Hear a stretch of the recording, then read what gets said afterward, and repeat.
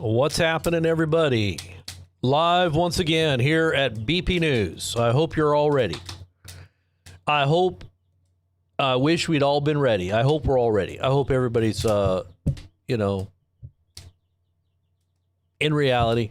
Really, the reality of what's happening is, what's really crazy to me is that there are people that actually believe and actually trust, as it has been said, trusting the plan, and they're still They're still on the train. They're still on the train. They still believe. I'm just telling you, you got that. You're giving me those vibes, of that, wife that's always getting beaten, and she comes back because he says he's going to forgive her, or that he asks for her forgiveness. He won't ever do it again. Or that drunk that always hides his booze but keeps saying he's not going to do it again. You caught him again. It's a cycle, man. Can't you see it? Why do you keep believing? Now, the reality is that there is hope. I don't want to give the impression that I don't have any hope. Some people could say, well, how can you, I've even heard relative tell me this, how can you think about these things like this all the time and not be depressed? And I mean, you're just always got, a messenger of doom. Well, the world is a place of, if you don't have the light of light, you don't have the truth. You're ultimately walking in darkness and ultimate death, right? Sin leads to death. And this is the whole biblical worldview that is based, I believe, in ultimate reality. And some may disagree with that, but the biblical worldview is that all have sinned. All are living in a state of sin, and they sin, right? It's not just what you do, it's what you are. It needs to be transformed. There needs to be a metamorphosis of the soul. It needs to go through a regeneration, right? It needs to be born again, as they always say. Born again, brother. Are you born again? We got to be born from above. What does that really mean? It is a seed that it's a part of that ability to see. It gives you that ability to hear. It gives you the ability to perceive. It gives you that understanding of truth in its rightful context when you're looking at history. History is his story, right? It's a story that God has written that many don't see because they don't see the hidden hand of the God that says, meeny, tick, and whatever it says, your kingdom you have been weighed in the balance and you've been found wanting. The hand writing on the wall, that's where it comes from, the Bible right there. They don't see that, or they do, and they don't understand what it means. Or if they do, they don't believe it. And they think they can just live another day without having to give an account.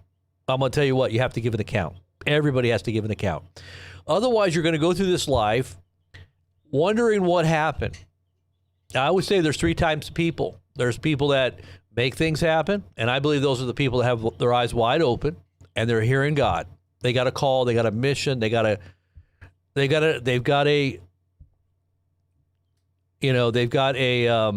mandate from heaven. They make things happen. And then there's those who watch things happen, and those are the lukewarm. Those are the people that kind of know. They're a little bit awake, maybe sleepy, half asleep, half awake. One foot in the world, one foot in the kingdom, kind of hoping that God's gonna, give them some more greasy grace. Just get that greasy grace out there, God. I know that your grace is good, and I can always depend on that grace. Just let me do what I want to do. You think God's going to forgive you when you have a mindset like that? Just saying, you can't presume upon the grace of God. It's free, but it's not cheap. You don't disrespect. Don't grieve the Spirit of God by whom you've been sealed unto the day of redemption, right? You don't want to grieve the one that protects your soul. So those who watch things happen, there's those that make things happen, those that watch things happen. And then there's those that wonder what happened after the fact. They're watching, wondering what happened. What the heck just happened? Because you're walking in gross darkness. And you're stumbling at what you know not. You don't even know what the heck is going on. I'm going to say it is hell. It is the hell that is going on. And you don't understand that you're in and on your way to the hot place. It is hell. But you want to be right, right? Okay. So we're here to get everybody right. On the page, on the right page. Because I'm going to tell you what, we can go through the news right now, and that's what we're going to do. We're going to look at some news. But I'm going to kind of give a little my perspective on this, and I hope that you can see through the smoke and the mirrors, the propaganda, the hopium, the happy talk, the Norman Vincent Peale in it, positive thinking, word magic, whatever you want to call it. Trump's a master at marketing, you know, making people feel good by saying positive things, but never really making good on the promise.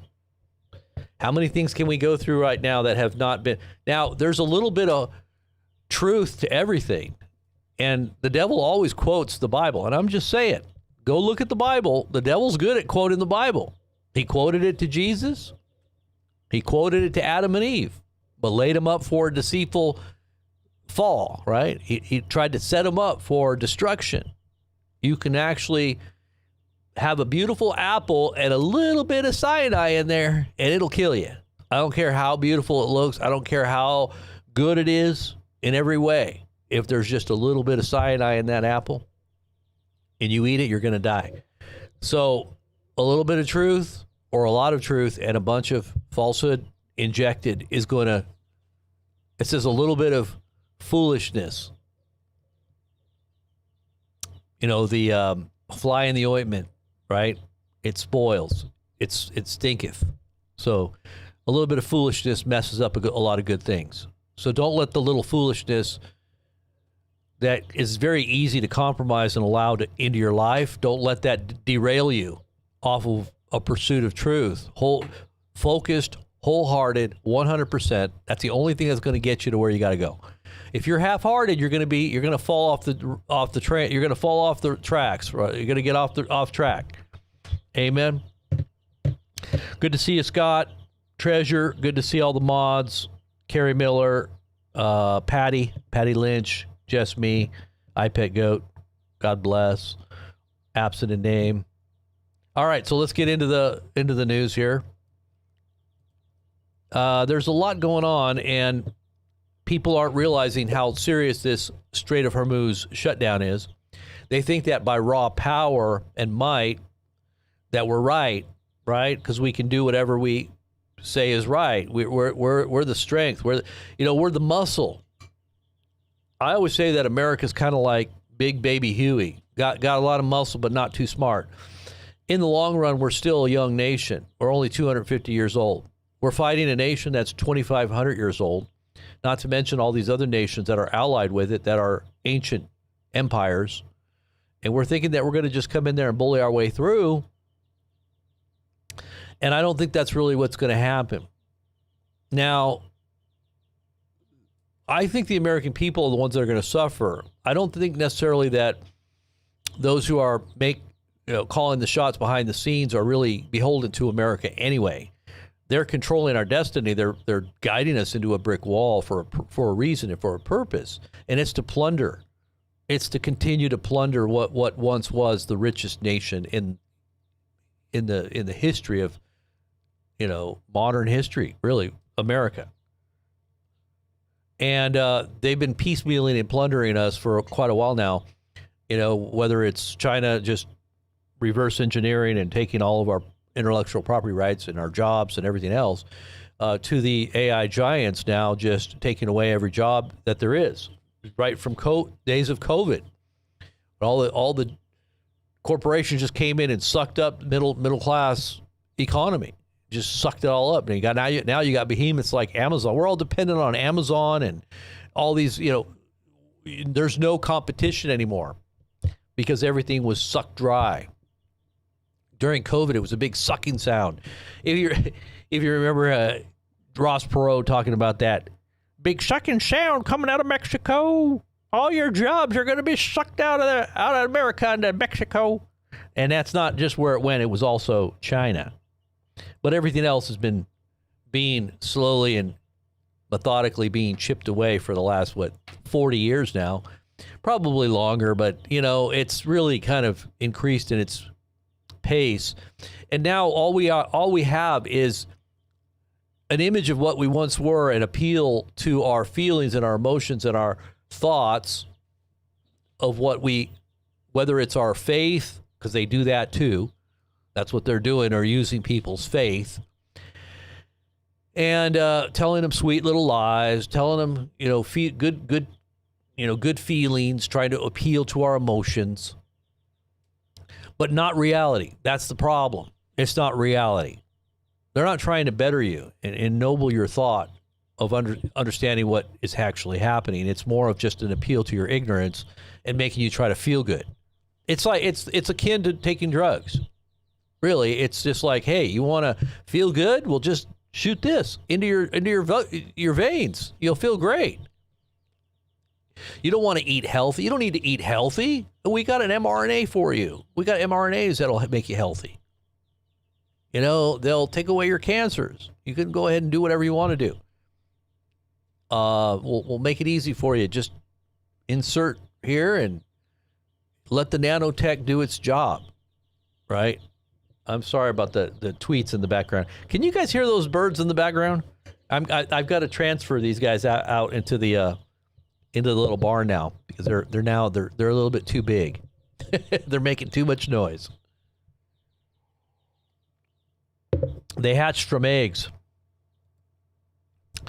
But anyways, let's go ahead and look at the news. I set that up because I'm just telling you, there's a lot of happy talk. The Strait of Hormuz is shut. The ramifications of what is coming is not being told. And I have to wonder why. Why are they trying to keep people in a false state of peace and security by telling everybody it's going to get better? Because they're getting ready for the big shock and awe moment that's going to herd you like cattle into a place of compliance and obedience to the system and to what they're rolling out. What are they rolling out right now? Digital light, and I'll show you all the stuff that's coming out right now. Digital IDs. They're getting ready, everybody, for another round of some kind of pandemic type environment where they're going to lock people in again. It looks to me like that's what they're doing. But with the digital IDs, the digital tracking and tracing, smart city mindset, UBI, universal or extraordinarily rich base income, not just basic. He says it's going to be extraordinary. You're going to be rich. It's going to just be provided to you because there's no jobs going to be left. That's why they're telling you this.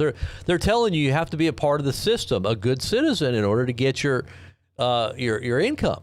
We're going to give you the income. You don't even have to work. Just be a good citizen. Follow the propaganda and make sure that you're a good parrot. You don't really have a soul. You got to be told what to think. And if you don't go along with the program, well, then you don't get your income. You're going to be outside of the circle of trust. Remember that little circle of trust. You're not going to be under the surveillance. You're not going to be under the circle of trust. Well, we're not going to give you any food. You're not going to be able to participate in society. Hey, you don't need a job. Just we'll plug you into the AI. And you'll have your virtual reality, and you'll be all your feelings and emotions will be, even though they're fake, it'll be seeming like it's real. You can go wherever you want to go virtually. All the elites, they get to enjoy really all the elites get to enjoy all the real things. They can go to the real places, but not you. You're going to be tied to your smart city, blanketed with smart dust and nanotech inside your body, and you're going to be controlled, and everything's going to be tracked and traced, every detail of your life. But it's okay. You're all right with that? That dystopian mindset of 1984 on with our the reality of our tech now with 1984, right? But that's here. That's what we got. That's what we can look forward to. But like I said, I don't think it's going that direction. But anyways, here we go. We're going to go into the news. Let's just take a look at some of these posts here real quick. I was looking at some of this today. This one here says there's a rumor that there's a major cyber attack underway targeting America's credit cards. What? So I guess the Iranians are wanting to hit America's credit card debt. Maybe erase it? Well, that would be nice. I'll say thank you if they could erase credit card debts. That would be really nice. But hey, they're saying it's going to destabilize major banks if they do that, I guess. It says there's a context to this. It says readers added context they thought that people might want to know. This rumor lacks evidence. No credible reports confirm an Iranian cyber attack wiping out U.S. credit and card debts. That would not be good, huh?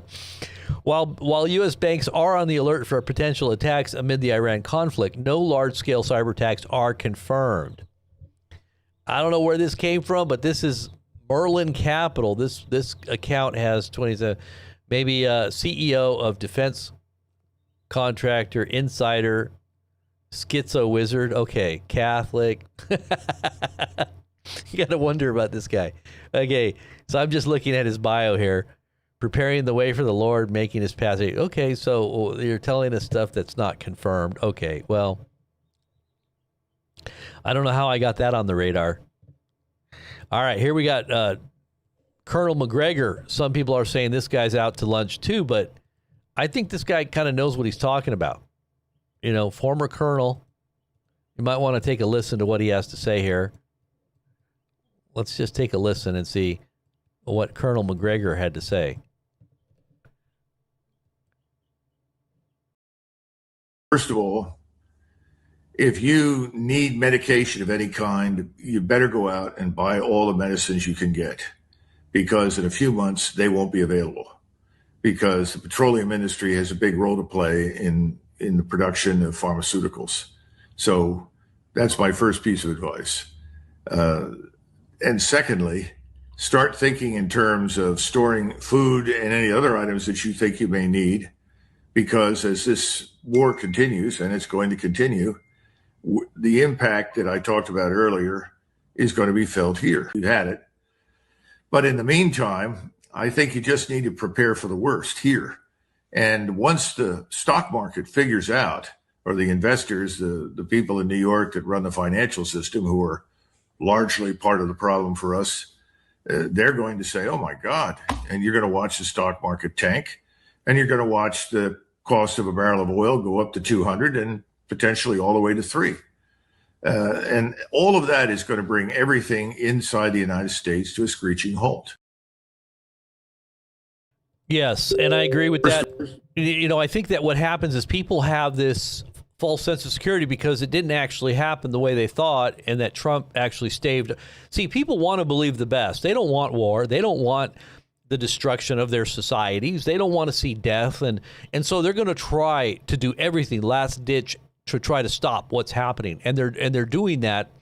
It's kind of like death throes, like people that are on the brink of dying. They're going to do everything they possibly can to survive, and Trump knows this, and so the crazy that is pushing the whole world over the brink, over the edge, is still trying to grab onto some hope, some expectation possibly that this might not go the bad route, right? Nobody wants to believe that. But unfortunately, the dominoes have already been knocked over, like V for Vendetta, you remember? The dominoes are now falling, and they're starting to ripple out. And the ripple effects are definitely affecting every nation on the planet. And it's not only going to happen on every nation. And I don't think, a lot of these people that are high level, we keep thinking, oh, well, Trump's one of us. No, he's not. He's a billionaire, man. And he knows, and he's got connections all over the world.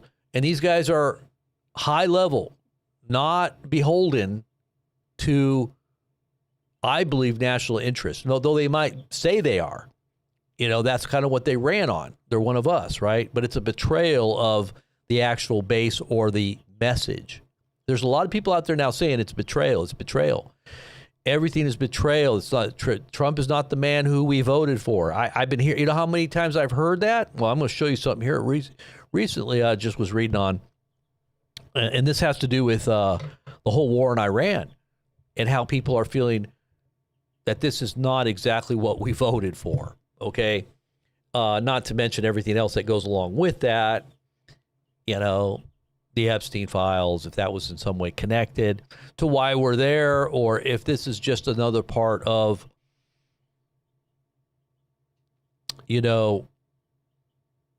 setting people up, acting. It's like a great actor would do something with a nefarious motive, to try to suck you in. That's just the native language of, it's kind of the, it's kind of like the character and nature of a person that lies continually. They're good at it. They're able to morph into whatever you want them to be. They channel your energy. They channel what your hopes and dreams are, but they really don't believe it. They don't really. Remember, I was talking all about chaos magic and what it is, and that's how they morph very quickly into something else just to gain the advantage. And it's not like they're in any way committed to anything, really. They're committed to their own ultimate goal of domination. Yeah, that's their ultimate goal. But it's not about your feelings or about what you really think about or what your morality or your expectations of what you invested your time and energy into making this person be who they are because you voted for them. They're not gonna. They don't feel loyal to that. That's why he told them to go take a hike. Whenever he was calling him out on the Epstein files, he told his whole base to go take a hike, and he didn't care. Remember? It was very blunt. He was very blunt, and he was very angry. He didn't really care about the base. But see, people forget. I'm just telling you, it's like that beaten wife syndrome. I just think that it's like everybody's got this mindset like, oh, well, we'll just forgive him and come back. And, he said he loved me again, and he's going to try to work with. I'm just going to believe one more time. All the while, you got the black eye, and, you got blown, everything's all like beat up, broken arm, It's like, why? How many times do you need to go through the cycle? All I'm saying is look at the big picture and understand what is going on. So we got that. I'm just going to share with you a little story. I'm going to tell you a little story about a man named Jeb. He, this woman here is name is Karen Pregine Boiler. Okay, now she was a Miss California winner, I believe. Miss California pageant winner or something to that effect. I think something happened and Trump brought her on board because she's a Catholic and he believed she represented the Catholic faith to the faith board, that faith board that they have. So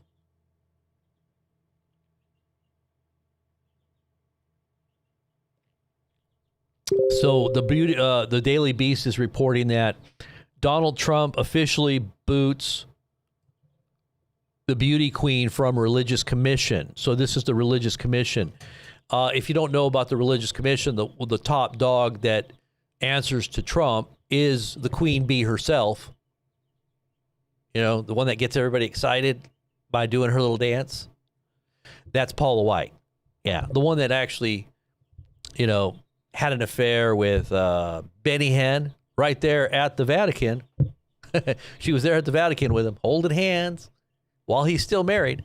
But they were there they were there on religious, they were there on a religious mission to donate to the Catholic Church. They were bringing an offering to the Vatican. Anyway, so that's Paula White. But she basically told and commanded her to be fired or to be taken off the board, right? That was her recommendation. Get this woman off the board. She's a Catholic. I don't agree with Catholic theology, but I understand what she's saying. And I understand that some Catholics have a little more orthodox way of thinking. They do have a theological base that is very similar and very akin to even Protestantism. But I don't agree with some of their traditions and practices. Some of them I think are verging on idolatry. But then again, I don't agree with a lot of what's going on in evangelicalism as well. And what she actually had, the experience this woman had, I'm going to talk to you about because it's very important. This is actually revealing what's going on with Trump and his administration and how they're handling MAGA, how they handle conservatives, how they're handling the conflict in Iran and in Gaza. Okay? What they really are all about. What's the real motivation? And is this really a religious war? Because the religious part of this aspect of what's going on in Iran is very deep. And they've already portrayed it as a religious war.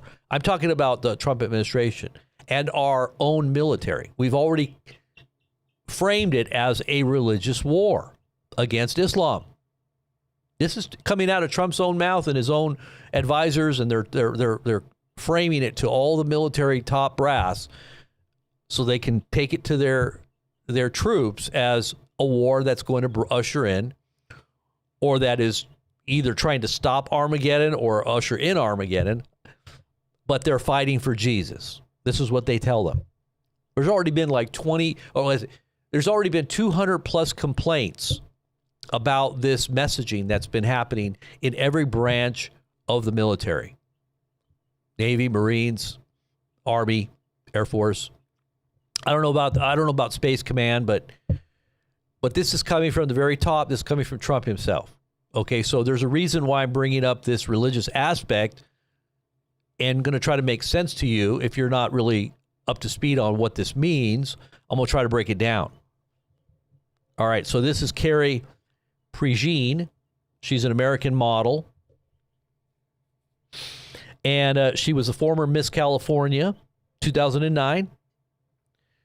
She was the first runner-up. She was stripped of her Miss California crown, alleged breaches of contract. And Trump basically stood by her at a certain point. And the background on this, because I don't know the exact reason why they stripped her, but it had something to do with, I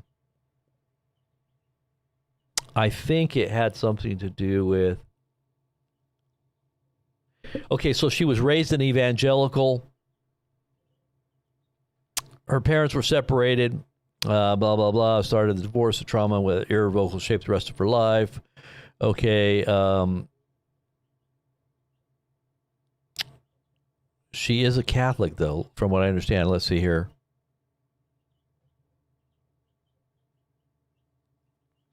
Okay, her Miss USA, she received nationwide attention over her response to a question about same-sex marriage during the 2009 Miss USA pageant. She was asked by Judge Perez Hilton, and I think he's gay, whether she believed every U.S. state should legalize same-sex marriage. And she responded, well, I think it's great that Americans are able to choose one way or the other. We live in a land where you can choose same-sex marriage or opposite marriage. And you know that in my country, in my family, I believe that marriage should be between a man and a woman. No offense to anyone out there, but that's how I was raised, and I believe that should be between a man and a woman. The media attention intensified after Hilton added a video blog posted to his website and made comments there and elsewhere disparaging her and her answer to his question. She gave an awful answer that alienated so many people, he told ABC News, that she lost the crown because of how she answered the question.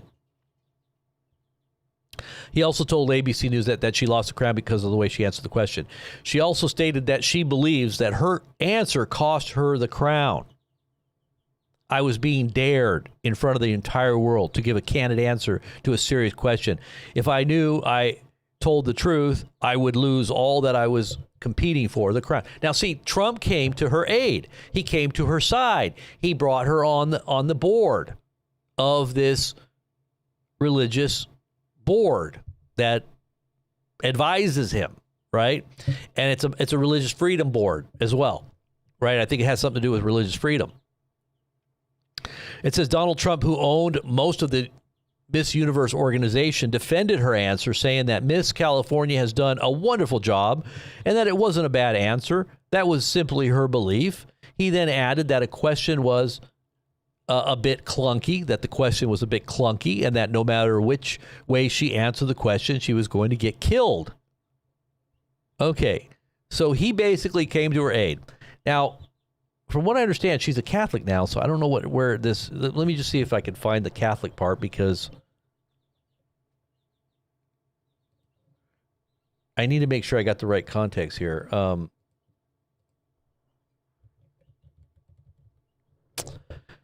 Pigeon was confirmed to the Catholic Church. Okay, so on Easter Vigil 2025, Prejean was confirmed into the Catholic Church. Now, she was, I guess, in her background, a Protestant. And a lot of times I see these Protestants being disillusioned with what's going on in evangelicalism, and they'll go back to a more orthodox belief system because they understand that the ancient church is not what we say the church is today. That is a product of the last 200 years indoctrination by Darby translation and Schofield Bible notes that were actually commissioned by the Jewish in preparation for the state of Israel. That's just in the last few hundred years. So what we have as a product of Christianity and evangelicalism and the doctrines of evangelicalism have set the stage for what we're seeing in American politics. Because see, this is all about politics. What I'm going to tell you about what happened with this woman has everything to do with the politics of what's going on in Iran and what just happened in Gaza, and what's happening here with our Board of Faith and the faith leaders that are influencing the political discussion, right? And then also how Trump is handling real Christians, how he's dealing with real Christians, not these political Zionists. Now, I say Zionism. When I say Zionism, everybody automatically, oh my gosh, you're not for the state of Israel. You're not in any way. But this is what the argument is. You go back to the original argument. What is Zionism and what is truth about the Holy Land and about the people that live in the Holy Land? There's a lot of Christians that live in Gaza. That did live in Gaza. that were Orthodox Christians. Okay, there were some Greeks, there were some Armenians, there were some Palestinians, but they were still Christians. Just because they're Palestinians doesn't mean that they're anathema because of their ethnic background. They were Christians, okay? Lots of them. There's Christians in Israel all throughout that are from the ancient land. They're ancient ancestors, and they live in the land. And they're connected historically to the land. But they're being methodically extricated from the land. Their properties are being stolen. There's crimes that are being committed against them just under the guise of the whole Palestinian thing, right? And this war. They're trying to make sure that it's purged of these influences. Now, they don't mind if you're an evangelical or some Christian that's coming over to spend money in the land. They're going to take you to their holy sites. They're going to allow you to see what you want to see. But they don't want you to go to these other places like Bethlehem or some of the ancient indigenous structured beliefs that are going back and hearkening back to their history going way back. We're not talking about the evangelical belief of, the greater Israel or what they say is prophecy being fulfilled. Oh, well, this is prophecy being fulfilled. You can't go against that. I mean, you're going against God if you're going against that. And yeah, they don't need to have Jesus, even though they don't like Jesus, even though they say that, all Christians are like Hitler or like, the Inquisitions, and they'll blame Christians for all that. As long as you stay in your lane and you come and spend money, you're good. And you're politically supporting the political agenda. If you're a Christian and you do that, then you're all right. We're not gonna make fun of you to your face, at least. We're not gonna make fun of you to your face.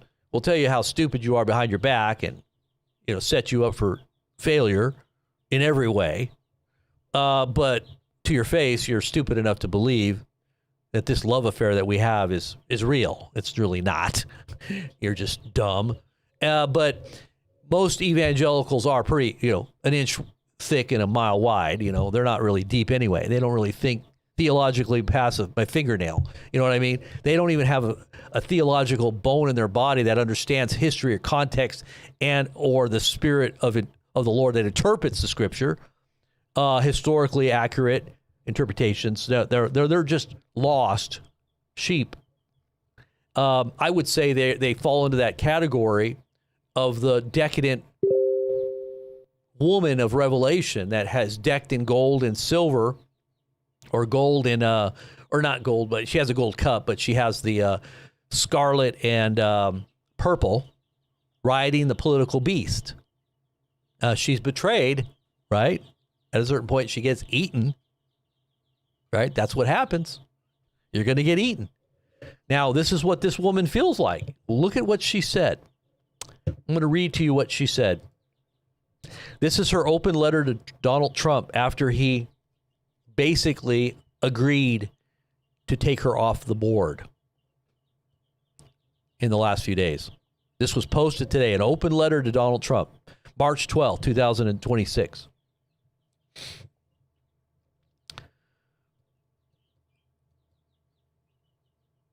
Now, I read the letter. There's 5 pages, and she did have a redundant section there. I don't know if she had it proofread. It's a good letter, but there's a big portion that's duplicated in the letter. It's 5 pages long. I'm going to kind of go through it really quick with you guys here really quick and just kind of tell you what my thoughts are on this. She says, Dear President Trump, I'm shocked that the removal of the only Catholic woman on the Religious Liberty Commission was handed through a brief email. And by the way, the brief email, let's see if I can find it here. This was the brief email that she got that basically dismissed her. A message from the White House. Dear Miss Boyler, on behalf of President Donald J. Trump, I am writing to inform you that your position as a member of the Religious Liberty Commission is terminated effective immediately. Thank you for your service. Mary Sprouse, President Personnel Office, the White House.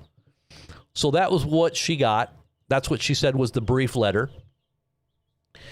So she says, I'm the only Catholic woman on the Religious Liberty Commission, and I was handed through an email, a brief email, from a staffer, rather than a direct conversation with the president who appointed me. This is the same staffer who called me back in August asking for my resignation at the behest of Zionist heretics, Dan Patrick, and Paula White. So Dan Patrick and Paula White back in August asked for her resignation. And this is when the witch hunt against me began. For someone who served faithfully and defended religious liberty, I believe I deserve at least the basic respect of a phone call or a formal letter from you. After all, you're not bashful about firing people. I guess American citizens are treated with less dignity than a foreign leader accused of war crimes. He's talking about Netanyahu. I will never forget the day I got the phone call. You were appointing me to the Religious Liberty Commission. I got the call that you were appointing me to the Religious Liberty Commission. Standing in the Oval Office the day you signed the executive order establishing this commission was one of the most memorable moments of my life. And I think she was standing next to him. She said, I served in this position with great humility and honor. I believed in the mission. I believed in protecting religious freedom for all Americans. I believed you cared about protecting religious freedoms here in America, not forcing Americans to adopt a political ideology that serves a foreign country, aka Israel. For months, I spent time away from my family and countless hours preparing reports after each hearing. I look forward to meeting with you in May to present my recommendations for strengthening religious liberty in America. Instead, I now find myself fighting for my own religious freedom while serving on the very commission that was created to defend religious freedom for every American. During my time on the commission, I stood up for Americans whose voices were not being heard. I stood with desperate mothers whose religious exemptions were denied and whose children were not attending school due to the vaccine mandate. I spoke at school board meetings defending parental rights for families whose children should be forced to read material that contradicts their faith. I met with nurses who lost their jobs for refusing the COVID vaccine because of their religious convictions. I stood with Navy SEALs who lost their pensions simply for standing by their religious beliefs. Many pleaded with me to help them. I stayed up late at night, burdened by the religious liberty violations that I was witnessing with my own eyes. Many of them were discarded by our government for standing by their faith. Now it appears I am being discarded the same way. Likewise, I wept with Americans watching a genocide unfold before their very eyes, feeling hopeless as their tax dollars were going to fund this genocide. I consoled Palestinians who have lost everything in their homeland, their houses, their land, their property, stolen by foreigners, claiming a right to colonize and occupy them. I spoke to mothers whose children were starving. And by the way, this was terrible. The stuff that went on there, not just the fact that they went after the militants, but that children were being killed in mass into the tens of thousands. Children with bullet holes in their chests and in their heads. How does that happen? I don't know how children get targeted like that, but children were being targeted like that. Okay, it just blows my mind, and then the whole area is completely leveled, like everything leveled, completely razed to the ground.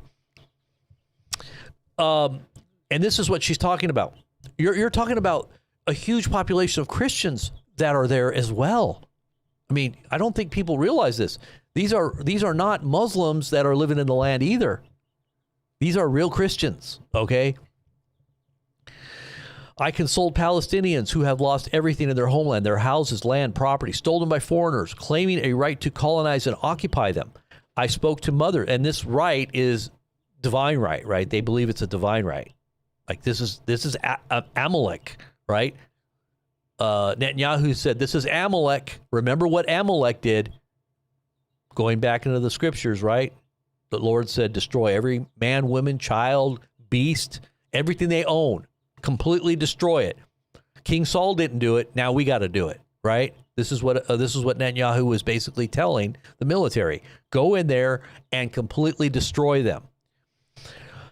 So he's saying here, she says here that they've lost everything. I spoke to mothers whose children were starving, pleading for food and water, a desperate plea to show the world their lives are worth defending. I couldn't stay silent in the midst of their suffering.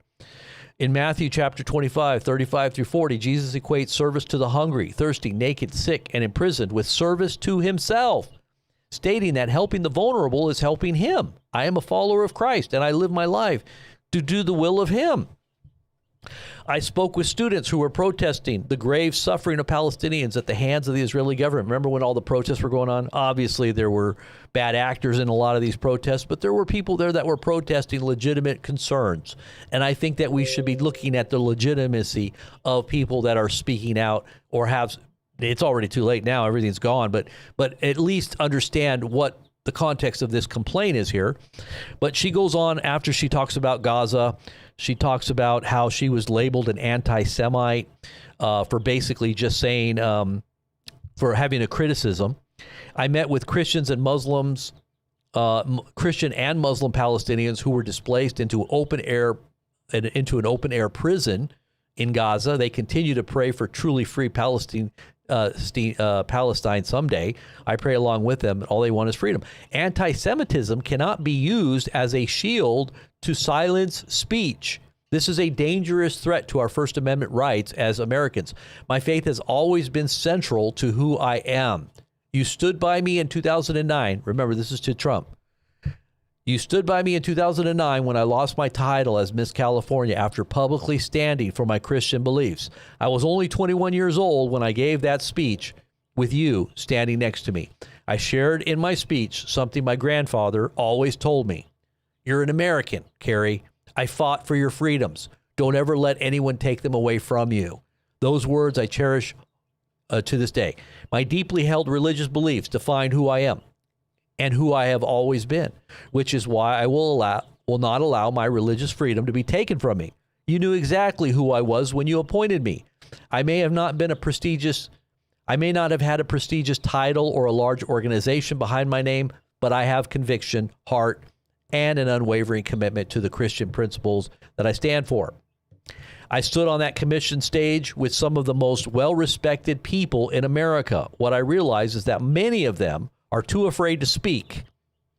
They're too afraid to speak out and be labeled as an anti-Semite simply for not supporting the political state of Israel. None of them were willing to speak up and defend my religious freedom to not support a political ideology and a false theology. But the Lord knew why he had put me on that stage once again to stand for him, even if it means standing alone. So she's saying a lot of those people on the board, they won't even say anything against Israel, not even one thing. You remember that clip of Paula White? She said, to go against Trump is to go against God. She said that. You can't disagree with Trump. No matter what Trump says, you go along with him. Because if you go against him, you're going against God. She said that very clearly, emphatically. And this is the same thing. You go against Israel, you're going against God. You're going against prophecy. And Paula White is the one that leads this. She's the head queen bee there. Okay? Everybody knows Paula White is in charge. My faith in Christ means more to me than any position or title. I have not changed one bit since the day you stood beside me.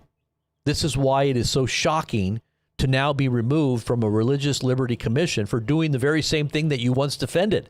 I stood firmly by the Catholic Church's perennial teachings, and I was punished for it. I will never forget when Paula White and Dan Patrick told me I was not allowed to post on social media or speak in interviews about Israel and Gaza. He told me that I had to stay off social media, and my job on this commission is to protect the president. I disagree. My job on this commission is to protect religious freedom. My family has not served this country, or it says my family has served this country with honor. We are a family of Italian immigrants. She goes on to talk about how they were in the wars and they got Purple Hearts and they did all kinds of stuff for the country and built a family and a legacy. She says, that is why this moment is such a betrayal. My Catholic faith is not something I hide. It is a part of who I am, and it is woven into the story of America itself. Catholics helped build this nation for generations. Catholics faced discrimination and hostility in this country simply for their faith. In many places, Catholics were barred from political office and excluded from schools because they were Catholic. She goes on to talk about why Catholics were being, affected, even going all the way back to the 1800s. And what they did, they helped produce schools and hospitals and everything. Okay. She goes on to talk about her confirmation saint. I'm not sure what that means about Mother Frances Xavier, who came to America with nothing. Okay. And she did all these great works. Okay.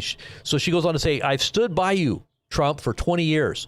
I attended both of your inaugurations. I went to your rallies. I defended you publicly when it was not popular to do so. I stood by you when you were called every name imaginable. I wore the red Make America Great Again hat proudly when it was not popular or even safe to do so because I believed in what you were fighting for. Now, I don't even recognize you. At the February hearing, I was accused of hijacking the proceedings with my own political agenda. The truth is that a foreign political agenda hijacked what was supposed to be an American religious liberty hearing. I did exactly what commissioners are supposed to do. I asked questions.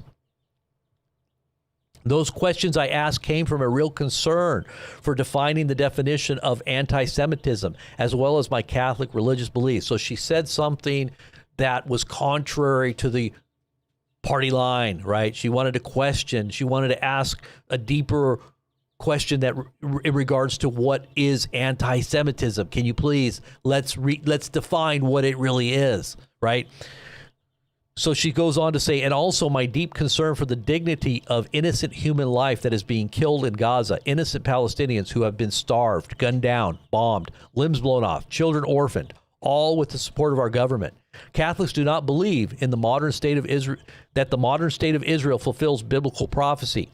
Now, you know, if you go back to the reasons for why Israel is in the land, I do believe they're there for a reason. I do believe they were called back, but I don't believe that they're right with the God of heaven. They're not in covenant, and they're not in right relationship to him because they haven't received their Messiah, our Messiah, the world's Messiah. It's not just the Jews' Messiah. He came to his own, and his own received him not. They rejected him. Remember? Jerusalem, Jerusalem, thou that kills the prophets and stones those that are sent to you.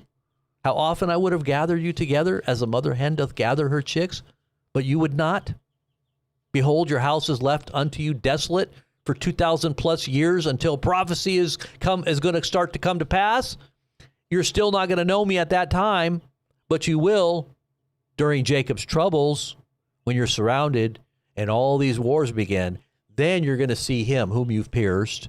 And then you're going to call upon him, and you're going to mourn for him. You're going to repent as one repents or mourns for their only child, right? So they're going to see him whom they've pierced at that time. But until then, they're not in covenant. They're not right with the Lord, and it's okay to criticize them for that. It's okay to say they're not right with God because they're not. They're going to say that you're a goyim, that you're less than human because you're not one of them that is in covenant with what they believe to be the Mosaic law. They're going to say you're an idolater. And I'm going to tell you what, I don't care who it is, Paul White or anybody that's a Zionist, she is still considered an idolater by Judaism. Okay? And Judaism has, when they come into their redemption and the temple is rebuilt, the sacrifices begin, and this whole prophetic fulfillment of their end-time prophecies begin, they are going to enact Noahide law. And that's for the nations. That's not for the Jews. That's for the nations. And if you don't follow Noahide law, it's very clear what Hasidic Jews are all teaching, all the rabbis. You are worthy of death. It's like Sharia law, except it's for the Jewish interpretation. And the Talmud talks all about Christians. You're basically less than a dog, okay? So if you don't understand, especially those who are Christians, so if you don't understand what real true Judaism, Orthodox Judaism teaches, you need to go do some study. Go understand and find out what the Talmud teaches, okay? I'm talking to these Jewish people, or I'm talking to these Christians that are evangelicals that are, like I said, an inch thick and a mile wide. They're full of feelings and emotions, but no real thought, no real depth of understanding who they really are in Christ. They don't know they don't know the traditions of and the truth that upholds the traditions of the church today. They don't know. So, and I try to tell people not to get caught up in tradition, because tradition, sometimes people are so focused on tradition they miss the truth that birthed the tradition. Get to the undiluted truth of what Scripture teaches, and then understand history and tradition and all the unfolding offshoots of what we call Christianity today. So she goes on to say those questions I asked from a real concern for defining the definition of anti-Semitism, as well as my Catholic religious beliefs. Also, my deep concern for the dignity of innocent human life, right? So she goes on to say, the church teaches that Jesus Christ is the fulfillment of the old covenant, and that through him, the people of God are gathered into the new covenant. As the Catechism of Catholic Church teaches, the church is the new people of God, right? They are the people of God. There is neither Jew nor Gentile. Now there's a lot of parallels that we have as our basic foundational truth that both Protestants and Catholics teach. But like I said, there's a lot of addendum, extracurricular, idolatrous teachings that kind of overlay those foundational Orthodox teachings. But what she's saying is true here, that the church is the fulfillment of the old covenant. And if you're not receiving Christ, you're not one of his. So it doesn't matter about the land. The Lord has a covenant with the land. He doesn't have a covenant with wayward, disobedient, idolatrous people that are worshiping things. They're worshiping creation. Because anybody who doesn't worship God through Christ is worshiping the creation. Or they're worshiping themselves. They're worshiping their own political system. They're worshiping their own state. They're worshiping their own religion. You could actually worship your own religion too. And so instead of worshiping the true God that is of heaven, that's why Jesus said to the Pharisees, he said, you look and you search the scriptures daily, and it's almost like they're idolizing the law, but that it points to who I am, and you're rejecting me, and you're wanting to kill me. Right? This is a part of the ultimate fulfillment of Scripture, that you're going to be like Joseph and his brothers. You're going to throw him into the pit. You're going to try to kill him, but he's going to rise again from the pit, and he's going to sit on the right hand of Pharaoh. He's going to be the king of the whole empire, and you're going to come bowing down and worshiping him, and you're going to realize who he is at the end. Right? That's what's going to happen to the Jews at the very end of time. They're going to realize that, oh yeah, this Jesus who we rejected, he is God. That's what's going to happen. That's only going to happen in the tribulation, though. They're not going to get it until then. So until then, don't placate and don't go along with the party line politically, because it's not a political thing. This is a truly spiritual understanding of what Scripture really teaches. So I know I forgot about the news, but this really blew up. When I read this, I was like, I got to make sure people understand this, because this, my wife's like, oh, what about the news?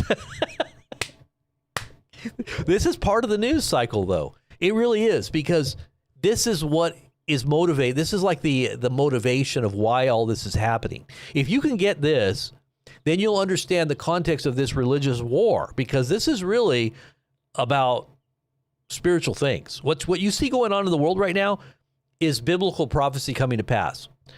But it's not the way Paula White's interpreting it. It's not the way the Jews are interpreting it. It's not even the way the Muslims are interpreting it either, okay? There is an interpretation of what is happening here that you need to get a hold of. And that's what I'm trying to do, is weed through. She's actually a sign of the wayward church that's being devoured by the political beast, okay? The same thing's going to happen to Paula White and all the evangelicals. They're going to be devoured, betrayed, because this woman is so betrayed right now. She feels so betrayed. When you sit and listen to what she says here, she goes on to say, let's see, this is page 5. Okay, so she goes on to say, President Trump, I thought MAGA stood for defending Americans who speak their convictions without fear of punishment. I thought MAGA was putting America first, not Israel. Today, I struggle to recognize the movement that you started. It appears to have been hijacked by a foreign government and religious zealots attempting to fulfill their heretical end times fantasy. And it is. It's a wrong interpretation of end times and prophecy. The MAGA that I knew would never allow Americans to die for a foreign government. American sons and daughters are being sent to the Middle East to be sacrificed at the altar of heresy and false prophecy. Are we truly still a sovereign nation, Mr. President? Or do foreign interests and an errant singular interpretation of Scripture now dictate who is allowed to have religious liberty here in America? You were supposed to be the president of peace, not the president of war. George Washington warned against permanent alliances with foreign nations, urging the young U.S. to maintain neutrality and avoid becoming involved in wars. Our founders would never grant one denomination supremacy over all others. She's talking about the evangelical charismatics, right? Because that's who's controlling this board. In fact, our government prohibits that. It is un-American. I have been unjustly removed and my religious freedom has been violated, and most Catholics who voted for you feel the exact same way. Why have you betrayed us? You have betrayed our mission to make America great again. If being a Catholic and refusing to adopt a political and theological framework cost me my position, then religious freedom means nothing. As an American who knows my rights, I dissent. I will never surrender my rights, ever. It is unacceptable that a Catholic voice defending the church tradition would be removed from a religious liberty commission. And then she goes on to say that she wore the hat. She went there. She said, this is the part where she said it twice. And then she says here, this is the last part. She says,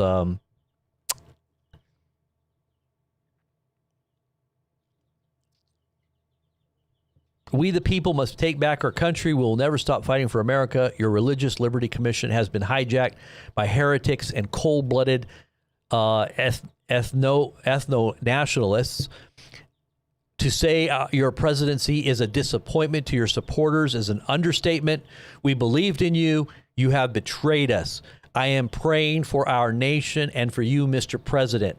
As Pope Leo the Eighth warned, to recoil before an enemy or to keep silent when from all sides such clamor is raised against the truth is the part of a coward. Christ will certainly not recognize such men as his followers. Your eternal legacy is dependent on you entering the kingdom of heaven, and I sure hope that one day I will see you there. So this is, and she says, Christ is king. Sincerely, Carrie Boiler, right? Okay, so this is really a part of the reasons why I brought this out, because I really do think it's really a part of what's happening in this war, because it is based, a lot of what's motivating these actions are coming from a religious motivation. And you may not think that. You may think it's just truly just solely political and or existential, like our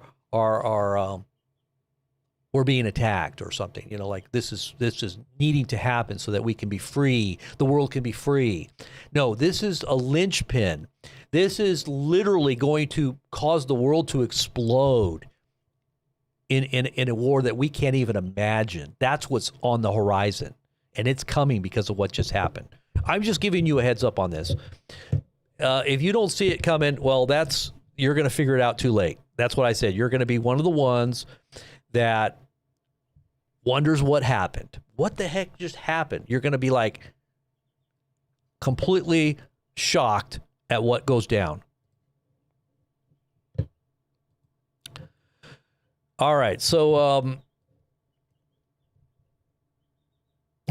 this is just a mostly peaceful war. You know, Trump says it's almost over.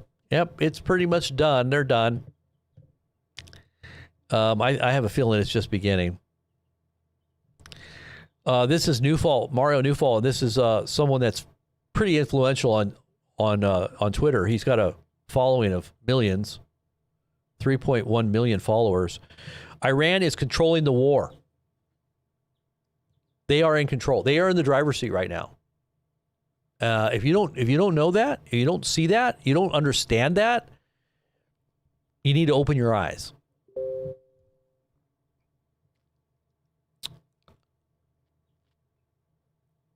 Let's take a listen. As a way to, Professor, as I was saying just before we started, I was joking that, you know, the years and decades you've been talking about regime change and air operations, what we're witnessing and talking about here in Iran, it kind of comes down to the discussion we're going to have today. Everyone has told me you've been referenced in many of my interviews. And I've been doing, you know, I've been speaking to people 5, 6, 7 hours a day about this, and you've been brought up a few times because this is exactly what you've advised about for so many years. And I hope more policymakers listen to what you have to say, because you use history as a way to learn from mistakes that we've done before so we don't make them again. So it's a real pleasure to have you, sir. And I want to kick it off by getting your general thoughts on where you think we're heading. We started off as an operation that could be like a Venezuela-like 4-day operation, that's according to some reports. Then Trump will seek an off-ramp soon. Iran will retaliate in a limited way. Iran crossed all red lines, leaped over a few steps on that escalation ladder. We've got the Gulf. It's already a regional war. Anyone that says otherwise is not being honest. The Gulf is being struck on a daily basis. You got the port in Oman. You got the airport in Dubai, oil infrastructure in Saudi. Lebanon is being pummeled right now, the most they have in many, many years. Israel's being attacked very heavily. Again, probably the most since October 7th. And Iran's being attacked the most on a daily basis, including now as we speak, there's reports of bombing. So my first question to you, Professor, is we're at day whatever now, 11 or 12. Where do you see it heading based on historical examples and your expertise? Well, first I want to say a big thank you for having me. When people who are right on the front lines of the violence want to talk to me, it's really quite an honor, and I have quite a lot of feeling for what you're going through. And I've not been there myself under air attack, although I've been very close to suicide bombings and so forth when I've spoken in various places. But I just want to say that it's a big honor to have for you to have me on. So thank you very much. So let me start with just giving you a direct answer, and then let me build around that with all this rather than going the other way around. The direct answer is we are heading to a more powerful Iran than we have seen in decades. That's the bottom line. So the bottom line is Iran, all this story about how it was weak and weak and weak, and we're going to be able to step on the neck and we're going to crack the back and all this. What this war started to take advantage of a weak Iran and make it weaker, if not make it completely come apart or even do our bidding. It is now, just 2 weeks in, it is now becoming a war that is strengthening Iran. The regime, far from collapsing, is strengthening. That is a historic pattern. This is something I've studied for decades. I've taught in the U.S. Air Force. I've studied every air campaign in history. My book, Bombing to Win, studies them all in the 20th century. And then I've written an article on just about each and every one of these in Foreign Affairs since the book came out. So I know quite a bit about this, both in the details from the Air Force, and also I've debated the strategic bombing advocates who began the whole strategy of leadership decapitation. So I know quite a bit about this. And the bottom line, though, is the regime is not coming apart. It is the normal catastrophic failure of air power alone to topple regimes. It has never succeeded in over 100 years. And I choose my words carefully. I don't say rarely. I'm not saying doesn't often. I'm saying in 100 years plus, it has never, air power alone, toppled a regime. Sometimes you can do it when you have ground power, but not even then is it a guarantee. So that's really quite a stark thing. But there is a second thing that's happened. So week one was the smart bombs came and they did hit their targets as advertised. They did kill the supreme leader as advertised. That's what I call the escalation trap, the smart bomb trap, this idea that you're going to get sucked in by this mesmerizing nature of the smart bombs, which I've seen up close and personal here in the when I talk with the Air Force, the government, and we're talking about Bosnia bombing policy, all kinds of things. That's just stage one, though. We're now in the second week in stage two, where the regime is now not just more resilient, it is actually stronger and more aggressive, as often happens.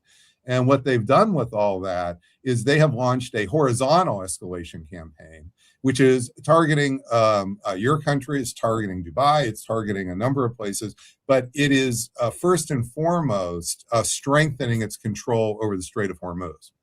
So for as long as I can think of, from the 70s on, America has been concerned about an oil hegemon in the Persian Gulf. That has been the number one goal of Middle Eastern policy, is to prevent an oil hegemon in the Persian Gulf. There are these puddles of oil in the Persian Gulf. They're cut up into different countries. And our goal as America has been forever said to keep those separate. Well, what's happening right now is that is being challenged more than it has ever been challenged by any country whatsoever in since the 1970s. And what you are seeing is Okay, now also that's just the gist. This is a very long video, but I just wanted to just play the first part of what he had to say. Let's just continue. Okay, so this video allegedly shows a ballistic missile over NATO's Incirlik air base inside of Turkey after sirens and explosions in surrounding towns. This was only an hour ago. If confirmed, Iran just deliberately targeted a NATO air base. That changes everything. So look at this.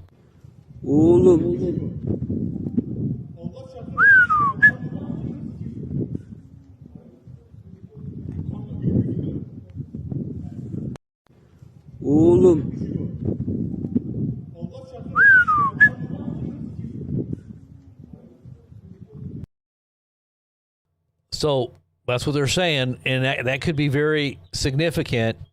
It says photos appear to show a damaged U.S. Air Force KC-135 Stratotanker at Ben Gurion Airport in Israel with visible tail damage. The aircraft was reportedly involved in a mid-air collision. Yeah, right.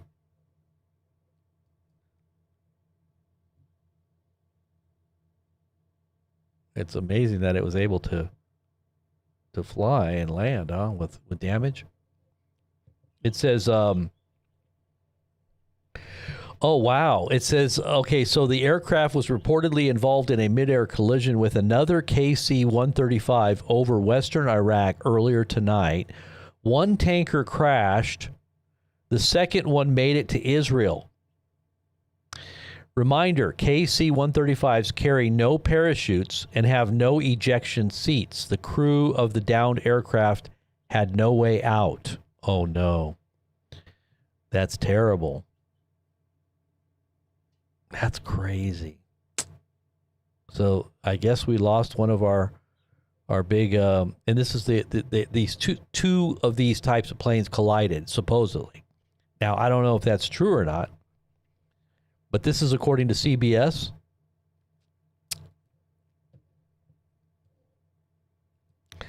Okay, so what is this? So this says this was posted an hour ago. It says 2 U.S. HC-130 Combat King II rescue aircraft were seen flying low over western Iraq. They reportedly may be searching for the crash site of the KC-135 Stratotanker that went down after a mid-air collision with another KC-135. Let's see.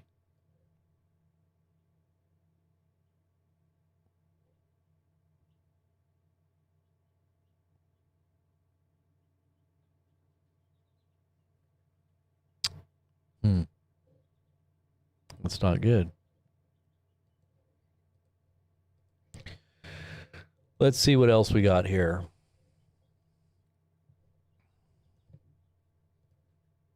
The United States has announced a massive $172 million barrel release from its Strategic Petroleum Reserve. Now, from what I understand, our petroleum reserves are about, normally when they're full, around 500 million, if I'm not mistaken. And they were already half depleted because of what Biden did. And now Trump is going to fully deplete them by releasing all of this. What do you think about that? The United States has now announced a massive 172 million barrel release from its Strategic Petroleum Reserve, driving reserves down nearly 41% to their lowest levels since the 1980s. Now, these reserves are there for national emergencies, war, things that we're going to need. Like right now, this is war, so you can say, well, maybe we need it, right? It says this will leave the reserve at roughly 243 million barrels once they get rid of the 172. So like, let's see, 3. Yeah, so 4. So, yeah, I think it's 500 is what it normally should be. But it says it will leave us with only 93 million barrels actually available after required operational flexibility. So here is the graph of what is actually there. And I guess he tried to fill it up a little bit once he got into office.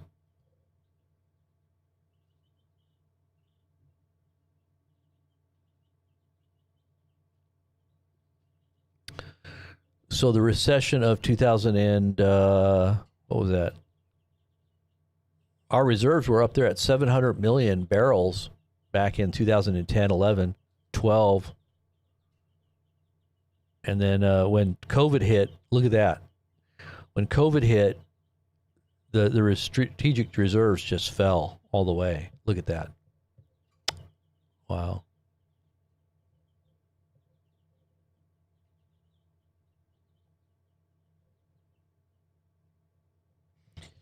You failed to mention that the Democrats refused to refill the strategic oil reserve at $20 per barrel when Trump proposed it. Well, Chuck Schumer and the Democrats blocked it.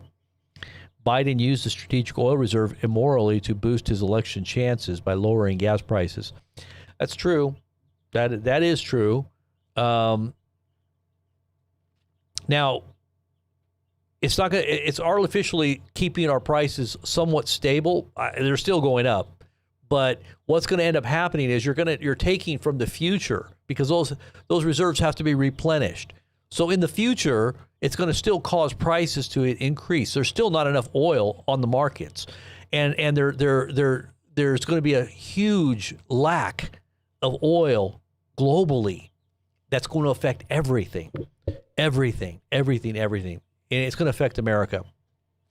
And I don't think we can tap into I don't think there's the infrastructure is not there to actually pull oil out of the ground in like Alaska or, I don't know about our refining capabilities. I think that we just brought one refiner back online, that was first one's built in 50 years, I think that I heard, right, recently. They made a big deal about, but is it too little too late? Are we going to be able to keep up?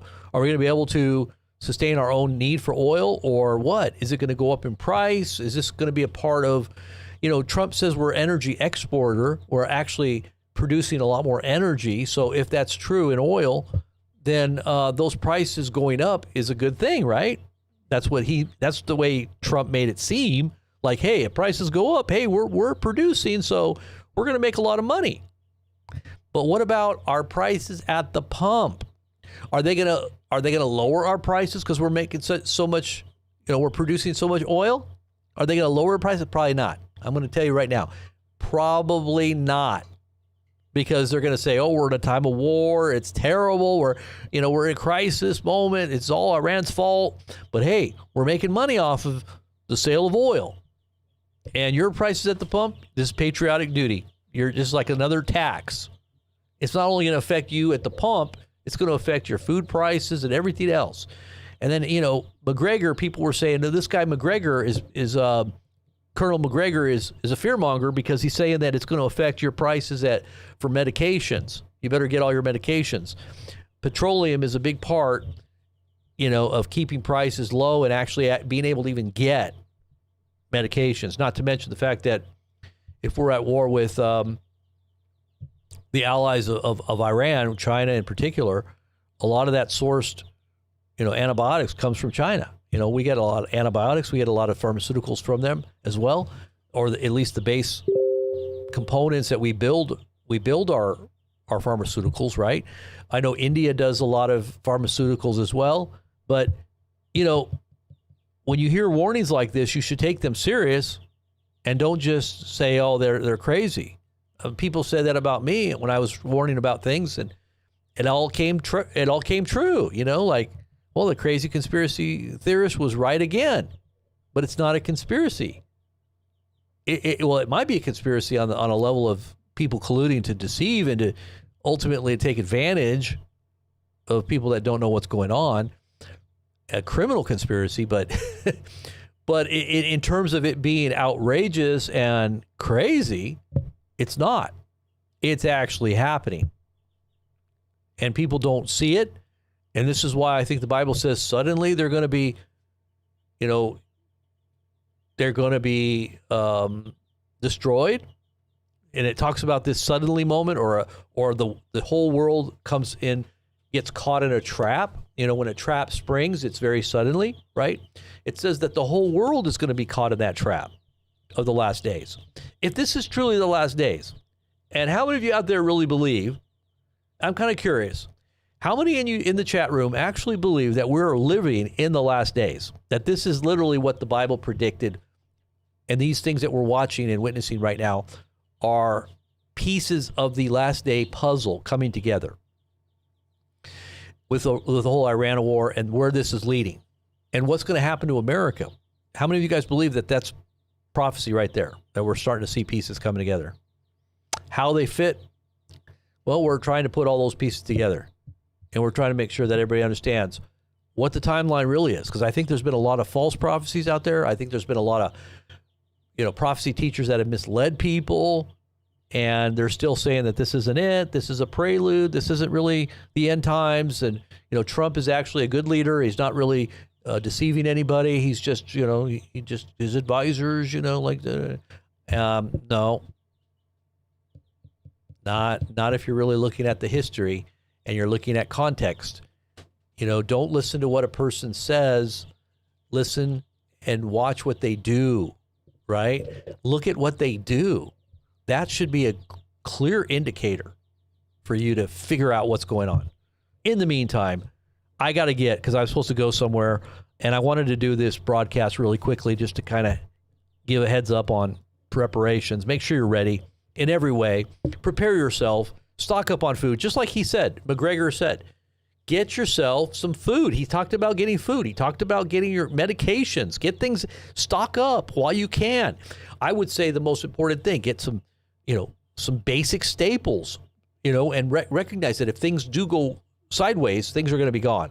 Remember, 2020, everything shortage. Everything began to be short. It wasn't just the supply chain shut down. Remember, this is like the supply chain. What you see going on in the Strait of Hormuz is your supply chain. It's being shut off, not to mention the fact that they're an ally of a lot of our produce and our products that come in. Your Walmarts are going to be empty, and everything else is going to go up in price when we're truly at war.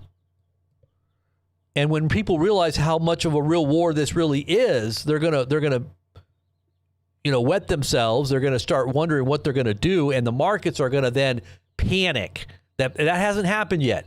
You're getting a little bit of a heads up to get ready before everybody storms through the door all at once. Okay, you still got a little bit of time. And I'm just giving you that heads up because that's what we're thankful that nobody has figured everything out yet. We're still like, oh, it's great that we, nobody's panicking yet because we can still got time to get stuff done. But, we all need to have that little bit of intel so that we're not caught trying to get through the door at the same time. People that get stampede end up dying, right? They all get squished and nobody gets anything.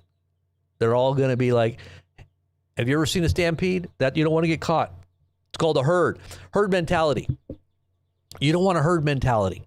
You want to be a thinker. You want to be project knowing what's coming, like prognosticate. Okay.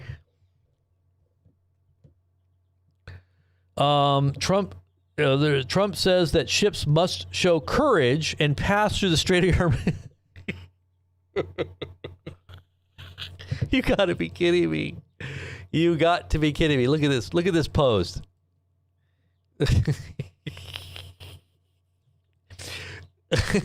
Like, you've got to show courage. You've got to show courage, everybody. No matter if you get blown up, just have some courage and get that oil through. I think he's doing this on purpose. I do. I think he's doing this on purpose. U.S. President Trump says ships must show courage and pass through the Strait of Hormuz.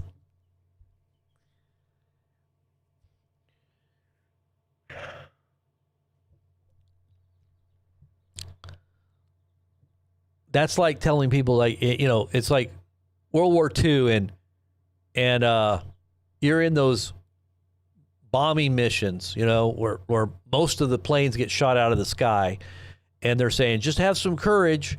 I'll give you some steak and lobster before you go. Okay? Good job, guys. Get up there and fight. Come on. We know most of you are going to die. Just storm those beaches. It's okay. We'll pick up the pieces, and we'll make sure that you get honored for your sacrifice. You sacrifice for your country. You sacrifice for your country. There you go. It was a good mission. You got us what we wanted. What do we want? The Greater Israel Project. Make sure that it fulfills prophecy. Right? Something much more nefarious is going on behind the scenes, guys. And just a little heads up for you on that. We talk more about these things as time goes on. You'll start to see more. And in the meantime, may the Lord bless you. May the Lord keep you. May the Lord make his face shine upon you, be gracious to you, your loved ones, and all your interests. And his kingdom is forever and ever. Amen. His kingdom is the real kingdom. It has nothing to do with politics.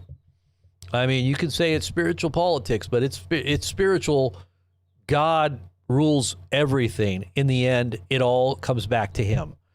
And nothing gets by him. He is the ultimate just. He's going to judge every thought, every word, every deed, every motive. Everything's going to come under his scrutiny, and he's doing it even now. He's in the midst of judging the nations even now, but it ultimately will culminate with a complete and utter balancing of the books. Everything's going to be, in the end, according to God's plan. Amen. Maybe not right in the middle of it all. It doesn't always seem like that, but hey, it's going to be all, everything's going to, what do they call it? Everything's going to be balanced out. Amen. God bless all you out there. Sherry, all of you guys out there. Make sure you support what we're doing, the Aaronic blessing. Amen. Support what we're doing, guys. Get on our Patreon. Get on our website. Buy something from us. Do something. Get us supported. We need your help in every way. Okay? Keep us on the air. We just put out more texts. If you're getting those texts and you like those texts, support the text messages. Those cost us money. Every time I push that button, it costs me money. All right. So I need to make sure that we replenish and that we are pushing forward without any care or concern. I don't want to have to worry about, I don't have enough on the budget. We're not making our ends meet. Come on, guys, get behind what we're doing. Let's grow this, expand our outreach, share our videos, let everybody see what we're doing. God bless you in Jesus' name. We'll talk to you soon.